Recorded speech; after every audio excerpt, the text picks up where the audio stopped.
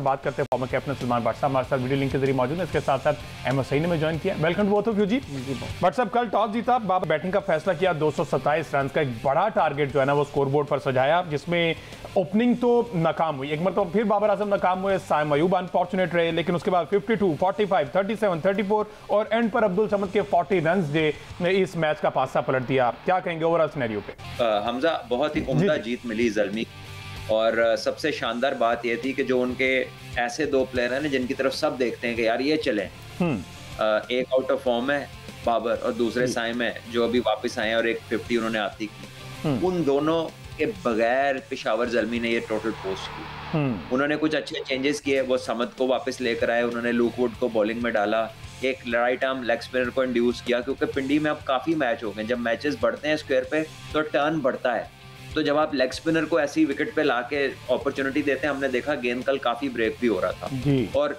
अली रजा ने जो शानदार बॉलिंग की है, सो एक अच्छी टीम परफॉर्मेंस पुटअप हुई है।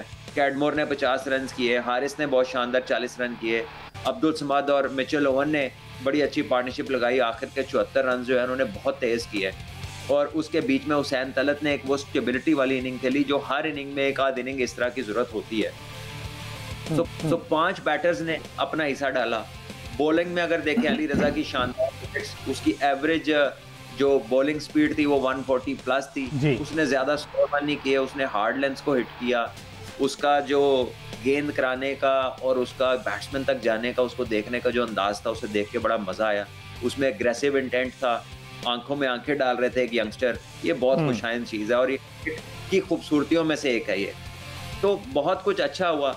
जहां रही बाबर की फॉर्म, वो अभी वापस नहीं आई, वो थोड़ा शायद मेंटली स्ट्रेस्ड डेफिनेटली है, क्योंकि हर बंदा उनके ऊपर ही बात कर रहा है। Saim Ayub, yes he is somebody who is an exceptional talent, थोड़ा सा वो वक्त ले लिया करें तो वो एक आध ओवर में कवर कर सकते हैं। और टॉम जो कॉलर कैडमोर हैं वो काफ़ी अरसे से उन पर ये इनिंग्स ड्यू थी, जो कल उन्होंने एक अच्छा स्टार्ट प्रोवाइड कर दिया। जब उन्होंने 52 किए तो फिर नीचे जो है ना बाकी सूरत हाल, हारिस ने आके बड़ा अच्छा लाठी चार्ज किया, हुसैन तल्लत जो है वो 37 रन पर खेले, तो इनकी फॉर्म बहाली भी पेशावर ज़ल्मी के लिए एक गुड जेस्चर था। जी बिल्कुल, यही मैंने कहा ना कि एक अच्छी टीम परफॉर्मेंस पुटअप हुई है। देखिए जब क्वेटा जीता मैच ना, तो उसमें फिन एलन ही नजर आया।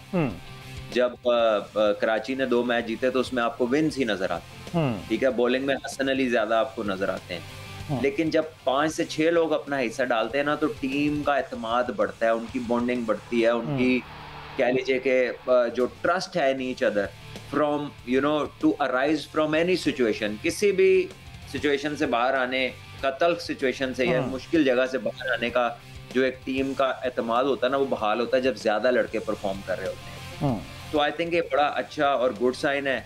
और दूसरी तरफ मुल्तान जीतने से कासिर है, और जो है वो रिजवान कह रहे हैं कि हमने पहले भी एक दफ़ा 4-5 मैच हारे हुए थे, उसके बाद हम वापस आए थे, तो वो उस मोड को याद कर रहे हैं, क्योंकि अब 3 तो हैं, तो फिर वही मोड को याद करना बनता है। बहरहाल ही इज मेंटली स्ट्रांग, और अल्लाह करे कि मुल्तान भी अच्छी क्रिकेट खेले तक के लीग में जान रहे, आखिर तक पता ना हो कि टॉप की 4 टीमें हैं, ये लीग के हेल्दी होने के लिए अच्छा है। अभी तक का जो पैटर्न है, एक टीम 200 कर रही है, दूसरी 100-125 कर रही है, ये अच्छा नहीं है।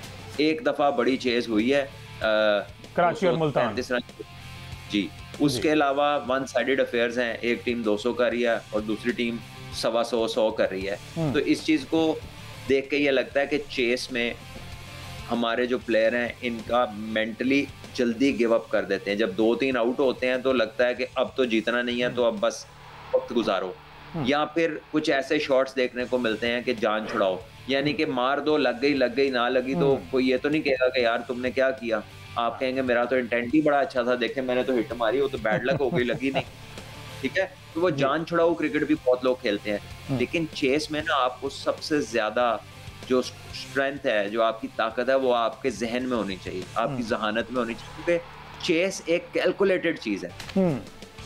विंस ने और खुशदिल ने 235 चेस किया, आप बताएं कितनी स्लॉगिंग की उसने, आप उसके शॉट्स निकाल के देख लीजिए, उसमें कितनी क्रिकेट खेली है और कितनी स्लॉगिंग की। बिल्कुल, तो आपको ये पता लगेगा कि वो मैच को चला भी रहे थे और 7 स्ट्राइक भी रोटेट कर रहे थे। मैच चेज में जो डीप ले जाते हैं ना प्लेयर, उसकी गारंटी नहीं होती जीतने की।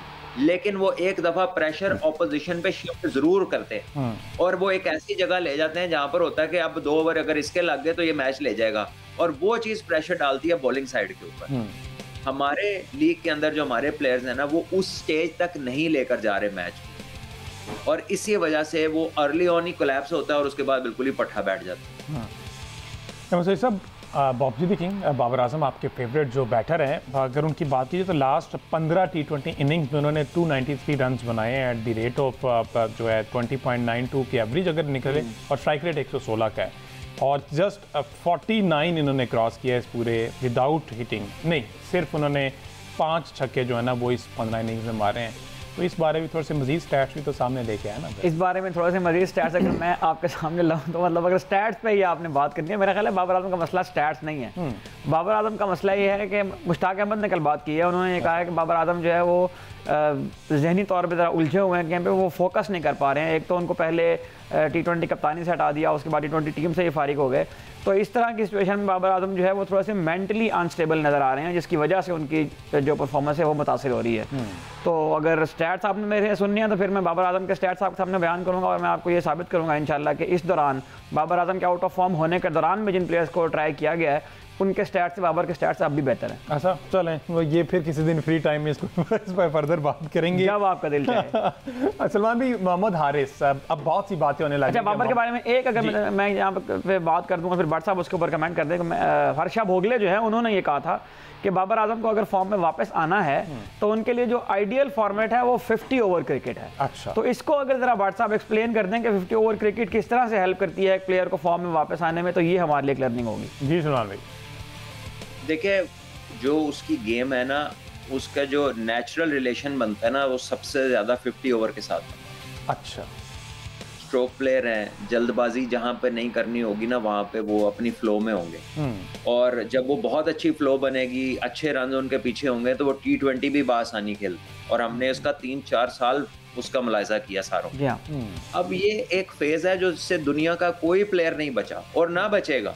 ये लाइफ है, ये इंसान की जिंदगी में कोई भी काम कर रहा हो उसका उतार भी है, उसका चढ़ाव भी है। हमने उसको टेलीविजन या कोई ऐसी चीज समझ लिया है जो रिमोट से चैनल चेंज हो जाता है, ये नहीं है। और मुशी भाई ने कल बात की है मेंटल की थोड़ी सी कि यार वो डिस्टर्ब्ड है। हम यहाँ कितनी दफा कर चुके हैं कि ये टेक्निकल चीजें नहीं है, ये क्लस्टर है माइंड के अंदर ऑफ थॉट्स जो डिफरेंट डायरेक्शंस में जा रही हैं, जो उसके काम के ऊपर फोकस नहीं रहने दे रही।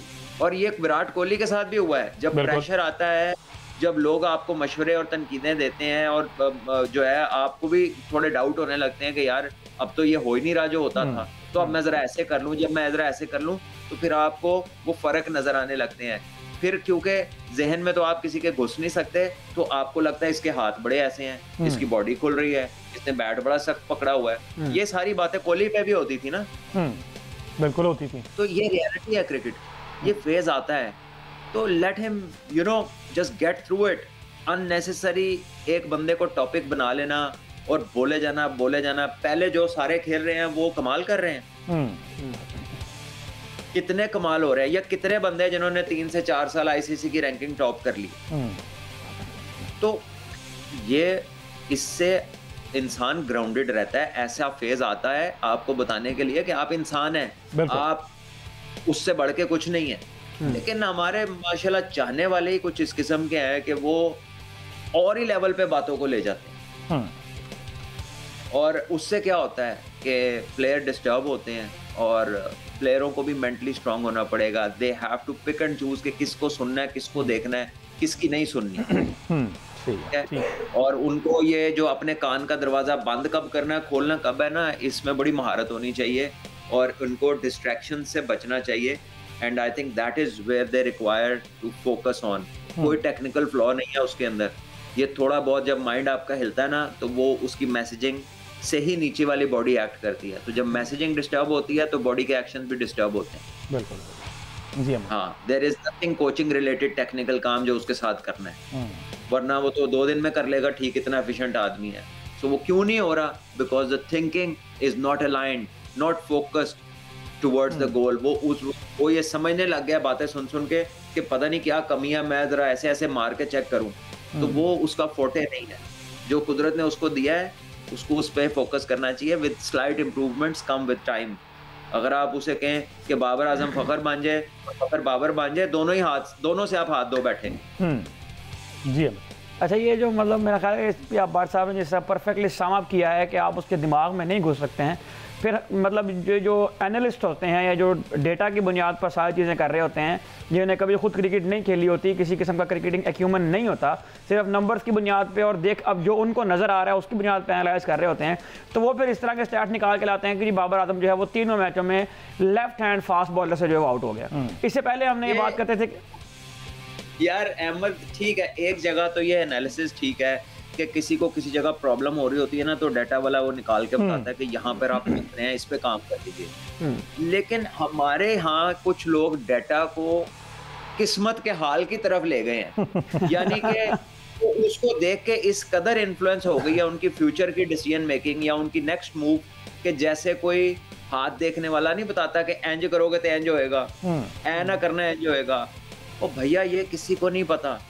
Just let it remain a good piece of information to be acted upon in the manner and where applicable।